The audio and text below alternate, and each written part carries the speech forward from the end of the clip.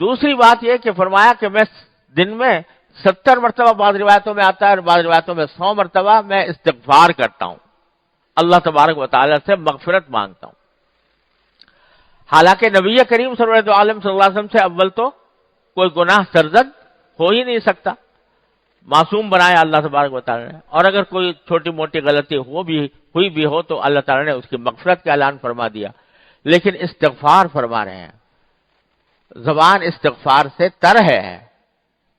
اس لیے کہ اللہ جل جلالہ کے جاہ و جلال کا جو مرتبہ سرکار دو عالم صلی اللہ علیہ وسلم کے سامنے ہے، اس کو سامنے رکھتے ہوئے اپنا ہر عمل اللہ تبارک و تعالیٰ کے شایان نشان نظر نہیں آ رہا، بلکہ اللہ تبارک و تعالیٰ کے اس عظمت شان کو پیش نظر رکھ کر یہ سمجھ رہے ہیں کہ میں جو کام کر رہا ہوں وہ اس کی عظمت کا حق ادا نہیں ہو رہا، اس کے اوپر استغفار فرما رہے ہیں۔ تو جب نبی کریم صلی اللہ علیہ وسلم استغفار کے عادی ہیں اور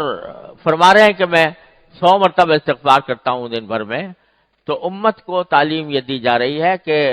تمہیں تو اللہ نے معصوم بھی نہیں بنایا، تم تو پتہ نہیں کتنی غلطیاں کتنے گناہ تم سے سرزد ہوتے ہیں، تو اپنے آپ کو اللہ تبارک و تعالیٰ سے استغفار کرنے کی عادت ڈالو۔ یہ عادت ڈالو کہ ہر وقت، ہر تھوڑے تھوڑے وقفے سے اللہ تبارک و تعالیٰ کی بارگاہ میں مغفرت طلب کرو۔ یا اللہ میں آپ کا بندہ ہوں، میرے گناہوں کو معاف فرما دیجیے، یا اللہ میں آپ کا بندہ ہوں، میرے گناہوں کو معاف فرما دیجیے۔ یہ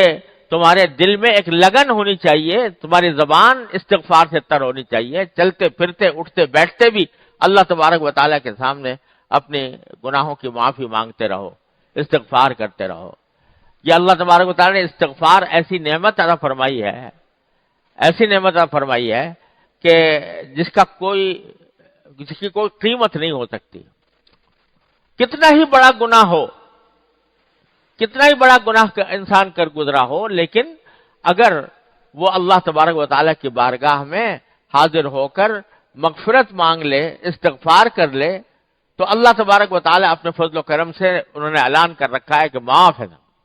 70 سال گناہوں میں گزارے، بڑے بڑے گناہوں میں گزارے،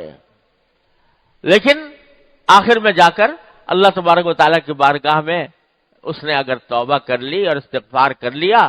تو اللہ تعالیٰ فرماتے ہیں التائب من الذنب کمن لا ذنب لہ، جو گناہ سے توبہ کر لے وہ ایسا ہو جائے گا جیسے کہ اس نے گناہ کیا ہی نہیں تھا۔ اور ہمارے حضرت حکیم الامت مولانا تھانوی رحمۃ اللہ علیہ نے فرمایا کہ جب بندہ استغفار کرتا ہے،